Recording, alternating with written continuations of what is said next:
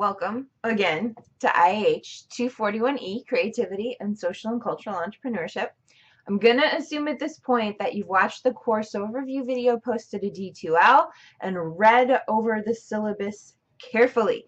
If you haven't done that yet, I'd suggest you rewind, go back, watch the class overview video, read through the syllabus, and then watch this video. In this video, I'm going to give us an overview of the work that we're going to be doing during week 1 of class.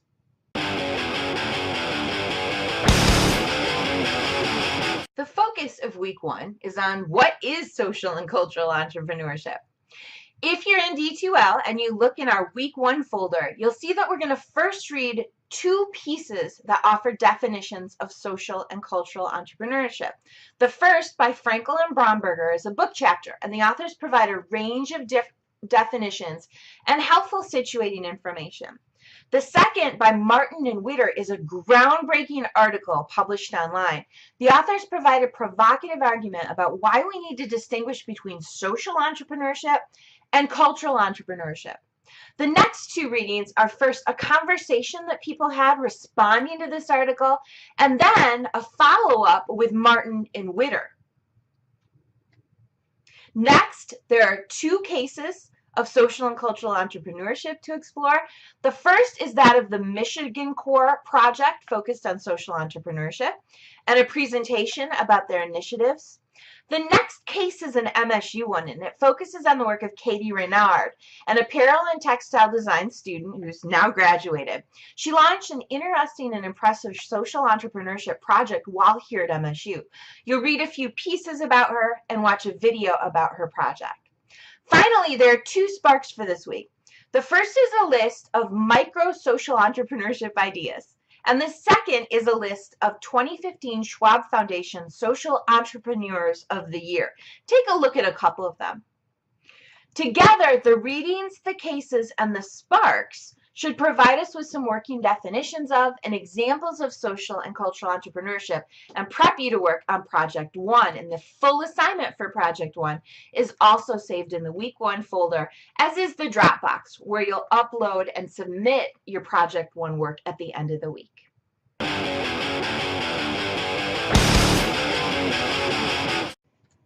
Before I provide an overview of the work that you guys will be doing for Project 1, I want to talk a little bit about the culture of entrepreneurship at Michigan State University. In May 2014, our provost, June Uat, brought together about 60 staff and faculty members to talk about entrepreneurship at MSU. At the time, and this was about 2 years ago, MSU had a lot of exciting entrepreneurial initiatives going on, but they were happening at different units, in different departments. Some of us didn't know about each other. We didn't yet have a home for entrepreneurial activities at MSU. One of the things that Provost Uat challenged us to do in this meeting was engage at least 2,000 undergraduates each year in entrepreneurial activities by fall of 2016. That's this fall. After this big group meeting, a smaller group of about 10 of us met over the summer to talk about how we could do so, how we were going to get 2,000 students engaged and interested in participating in entrepreneurial work. And we came up with a set of goals.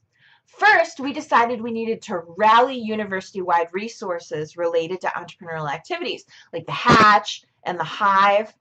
Second, we developed and proposed a university-level minor in entrepreneurship, and that's launching this fall. Third, we developed e-options, which allow students to pursue and get recognized for entrepreneurial projects, even in classes that aren't otherwise focused on entrepreneurship. And my example of that is if a student was in my document design class, which really has very, very little focus on entrepreneurship, but the student was in the entrepreneurship minor, he or she could pitch a project to create maybe a logo and other design materials for a brand new nonprofit. Fourth, we argued that every college should have an e-advisor, an academic advisor available to specifically work with students on their entrepreneurial interests. We created an e-core for community-based learning and projects. Entrepreneurship can't just happen on campus. It needs to happen across communities, cities, states, and countries. We suggested the development of a university-level board to oversee entrepreneurial projects and activities. We also suggested that MSU work with K-12 stakeholders and get middle and high school teachers and kids involved. Finally, recognizing that students can't be entrepreneurs just by taking a couple of classes, we suggested a big range of co-curricular projects and opportunities. So this was the larger university-broad, university-wide initiative. Part of my job and my next step was to convince faculty in my College of Arts and Letters that we have a role to play in entrepreneurship. A lot of humanities faculty have an old school notion that entrepreneurship happens only in business and it's always and only anchored to capitalism and making money. I argued, though, that we have a strong role to play where social and cultural intra and entrepreneurship is concerned. Intrapreneurship is where people work to make change in an existing organization. Entrepreneurship, as I defined it, is where people strive to develop new organizations for change. I describe social and cultural entrepreneurship to my colleagues as the ways in which we can pursue innovative solutions to social projects, especially what we call wicked problems. Wicked problems are issues like poverty and obesity. No one field or profession can address these alone. We have to work together to solve them. I anchored social and cultural entrepreneurship to art and to storytelling and contributions to creative and cultural economies.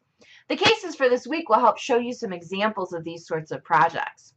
So that's a bit of backdrop in terms of what MSU is doing and what the College of Arts and Letters is pursuing in terms of entrepreneurship.